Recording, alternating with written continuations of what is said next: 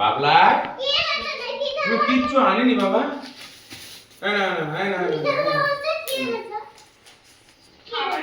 মার রিপোর্ট আর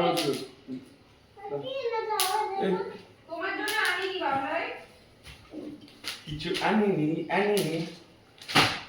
এটা কি হচ্ছে? ভালোভাবে বলো বাবা, কি এনেছো দাও ভালোভাবে। বাবাই কই সম্ভব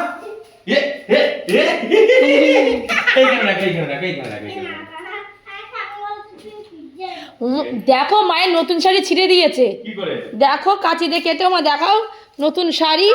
একদিনও কই দেখি দেখো কাচিতে কি করেছিস? দেখো কেটে কি করেছে, দেখো কেটে ঘ করেছে। আমি সেই ছোটবেলায় প্রদীপের আগুন দিয়ে তুই কাটা শিখেছিস? হ্যাঁ কি রে কি এমন পিজ্জা এনেছে তোর বাবা? দেখি কেমন পিজ্জা এনেছে তোর বাবা। আমার সঙ্গে গন্ডগোল বেঁধে গেল। ঠাম্মা বসে টিভি দেখছে আর বাচ্চা মানুষ পূজা দিচ্ছে, আমার মনে সাড়া দিয়েছে। আমি উঠি মেরে গিয়ে দেখছি মানুষ বসে টিভি দেখছে, যে বাচ্চা মানুষ। আর তুমি এরম বদমাস ছিল, তোমার পুজো দিতে বলেছে তুমি তাই প্রদীপের লাগিয়ে দেবে কাপড়ের গায়ে। কাপড়ের গায়ে না, ঠাকুরের বিশ্বকর্মা ঠাকুরের গায়ে আগুন লাগিয়ে দিয়েছে। কি করছিস? আর এখন ঠাকুর ভক্ত হয়েছে। কি করছিস রে?